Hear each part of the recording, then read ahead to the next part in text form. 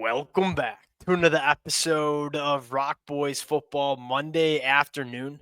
The USC commitment sweatshirt comes back on for three-star offensive tackle Canon Smith committing to USC. Now, there are two things I want to note right off the bat. Number one, if I'm a USC fan, I don't give a damn about what the recruiting rankings are telling me about Canon Smith. He might be a three-star according to 24/7 Sports. Take a look at that offer list. Oregon, Michigan, Miami, Alabama, Ohio State, all the heavy hitters were involved with Canon Smith. So that tells you, hey, 24/7 Sports might see him as a three-star.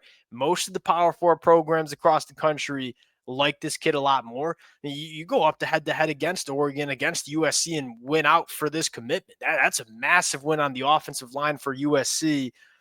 I think the second thing worth noting, and the USC fans know this, I don't think we talked about Canon Smith one time in relation to USC. Now, I know Canon Smith pretty well because I'm a Michigan fan, and this was a target for Michigan in the 2026 cycle. I feel like we certainly have talked about every commitment, but I feel like we've talked about every single target that USC has in 2026. Well, Canon Smith kind of slipping between the cracks, so we got a lot to talk about over the next couple of minutes. Fired up to get into it. Before we do, and as always, the USC fans just want to say thank you. I mean, whether it's the recruiting trail, spring practice, the transfer portal, the amount of support y'all continue to show to the fellas has been amazing. Can't thank you guys enough. If y'all do enjoy the content, consider subscribing to the channel. Without further ado, let's get into Canon Smith. Now, I'll start with this. I like Canon Smith a lot. And this is a guy that I look at and say, at some point down the road, is going to be a starting offensive lineman for USC. And quite frankly, I'd say that for any program he committed to. I don't think he has the upside that a guy like Kenny Pepe might have. There's just not many who do have the upside that a guy like Kenny Pepe has. But in terms of just a blue chip guy that can start at guard or start at tackle, give you that position versatility, he's a very technically sound offensive lineman coming out of high school that has really good athletic profile. This guy's going to play. And look, sometimes it's not flashy to talk about these names, but when you have the chance to get a guy that you feel confident will start for you somewhere down the road on the offensive line, you take that commitment every single day of the week. Now, before we get more into Canon Smith, I think it's worth talking about what a lot of USC fans are probably talking about. This is the fifth offensive lineman. You can pull up the mock class that we have where we ran out of spots for the offensive line. We had to go to a second row. This is the fifth offensive line commitment that USC has landed. What does that mean for Kenny Pepe? What does that mean for Sam Utu? What does that mean for Cody Green or Malachi Lee? I'll start with this. I don't think it means much. Now, I don't think USC lands every single one of those names that's not highlighted in red on the offensive line, although it seems like they're trending for all four of them at this point. Chad Bowden is going to take a massive offensive line. He's going to take a big class in general in 2026, and it's very clear that this class is going to be focused on the offensive line and defensive line. That's where all your commitments are early on. In terms of what it means for Cody Green or Kenny Pepe, I don't think it means almost anything. Look, Kenny Pepe is not worried about coming to an offensive line class that's loaded. He's one of the best, if not the best, offensive lineman in the country. And USC will certainly take Kenny Pepe no matter how many bodies that they have in the offensive line. In fact, what kind of excites me is them taking Canon Smith's commitment this early tells me that they really like this kid, because they're probably the leader in the clubhouse for Kenny Pepe. They're probably the leader in the clubhouse for Sam Utu. They're probably the leader in the clubhouse for Malachi Lee. Like, they're trending for offensive linemen. They're not taking Canon Smith because their top options have said no. Like, they're taking Canon Smith because they like this kid and what he can bring to USC.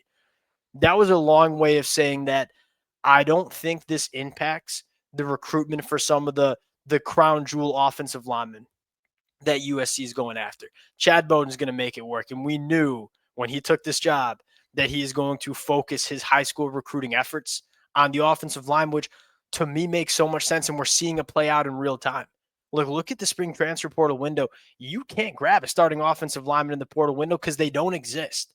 So if you want to have a good and deep offensive line, you better be getting it done on the high school recruiting trail, because you can't rely on the transfer portal for good offensive linemen. There are other positions where, hey, you miss on a wide receiver, go grab a good wide receiver in the portal. There's plenty of them. You can't do that for the offensive line. I think Chad Bowden knows that. So he's making sure we're grabbing as many offensive linemen as we can in this 2026 cycle. Now, going back to Canon Smith, I don't want to ignore Canon Smith. There's a lot to like here. You turn on the film, number one, really good in space, which is worth noting because USC likes to run with a lot of pulling guys. They like to get their offensive linemen in space. If you're going to play for USC, you have to be able to block in space. You see Canon Smith get out there, devastating, and I mean devastating, power in the hands. Like when he comes in contact with defenders, they're normally, and I love this. This is sneaky, really good rep on the defensive line. You talk about hand usage and quickness. Like that's what you want it to look like. He ain't going to play defensive line for USC, but in terms of the athletic profile and how he uses his hands, that should excite a lot of USC fans. Continue to work through it. Again, when he is engaged, he's really, really good. Like the hand placement's good. He plays with good leverage. He brings his hips. There's a lot to like technically from this kid, and he's a nasty dude too. Like USC, every offensive lineman, I feel like we've talked about who's committed to USC. They're all nasty. They're nasty dudes at the high school ranks. Continue to work through it, getting out in space. Again, devastating hands. Devastating hands. Just puts guys into the dirt pretty routinely. Continue to work through it. Again, we're going to get out in space again. You get to see some pass pro stuff that you like as well. I mean, he's flexible. He's got really good reactionary quickness. He's got good feet. You see the feet here, like pulling play side, getting to the second level. And again, we're just every single guy he picks up at the second level winds up in the dirt a little bit. Continuing to work through it. We got a pass pro set that we're going to watch, and I think is really, really intriguing right here. Again, great kick slide, really, really good reactionary feet. He's flexible. He's bendy in the hip area. Like that. Those are all the stuff that you like. You continue to work through it. And I believe this is another defensive rep. Look at the hand usage. Look at the power. Like that. I like the athletic profile along with the technician aspect of his game. You look at USC's class in 2026. It's the number one class. It ain't even close. They're continuing to build it, focusing on the line of scrimmage. I want to talk about one more thing. That is the visit weekend that they put together. And we've talked about this a lot. I think we talked about it to start. What USC is doing in terms of the vibe, just the vibe. It's just the gut feeling for me. Like the vibe that they've created around this program is special, is probably the word that you have to use. And they're leaning into everything that USC as a university, not just a football program, but as a university has to offer. That seemed to be lacking. Like in the early years of Lincoln Riley, and Chad Bowden's come in and he's changed that. Like you get a vibe of what's going on in these Saturday spring scrimmages, having a ton of recruits on campus, Aaron Donald's on campus, taking pictures with all the guys like that. That stuff it just feels special. It feels like a program that, look, if I was 6'5", 300 pounds and looking where I wanted to play my college football, I ain't. But if I was, like, I'd at least want to go see what USC can provide and offer. And that's the vibe, the feeling that you get. A couple of worthy prospects that were on campus. Number one, Kenny Pepe. And it sounds like USC is arguably the team to beat. And something to look for USC here is this sounds like it's between USC and Miami. Miami's going really hard after Jackson Cantwell. And I think in this circumstance, one, you want him to go to Miami because you don't want Jackson Cantwell to go to Oregon.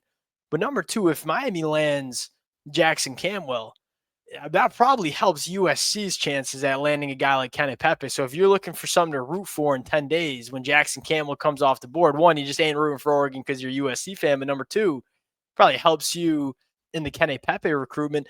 The other guy, Talona Illy. So here's the thing. Talona Illy was not on campus for USC to my knowledge. His whole family was. That's something that's worth mentioning. Like his family, without even Talona Illy being present, going out, checking the practice out. Families matter on the recruiting trail. Like a lot of these kids want to make sure their families are cool with whatever program they're going to. And it very clearly seems like Talona Illy's parents, they probably want him at USC. Which I think is very much worth noting, too. Y'all know how I feel about Talona Illy, one of the best linebackers in the class. Like him and Xavier Griffin are going to be difference makers immediately for USC over the next couple of years. There were a bunch of other guys on campus that we'll probably talk about over the next couple of days. Kannon Smith committing to USC, continuing to build the trenches and doing just an exceptional job. This USC offensive line went from extraordinarily thin over the last couple of years. From what we're seeing, it's going to be one of the deepest units that you see in the country, both the offensive line and both the defensive line. And you look at what separates teams in terms of national championships. This is the type of stuff that does. Like you look at the teams that are winning national championships, they're deep along the line of scrimmage. You want to win 16 plus games, and you got to play 16 games to get to the national championship. If you want to be playing your best football in December and January, you damn well got to be deep on the line of scrimmage. Chad Bowden knows that and is putting all his resources and effort into making sure that's a reality for USC. Fire me up. Fire me up. We'll close it out there. Appreciate you guys rocking with it. I have a feeling we're going to be putting on the commitment shirt relatively soon. Again, if y'all do enjoy the content, consider subscribing to the channel, and we'll talk to y'all later. Peace.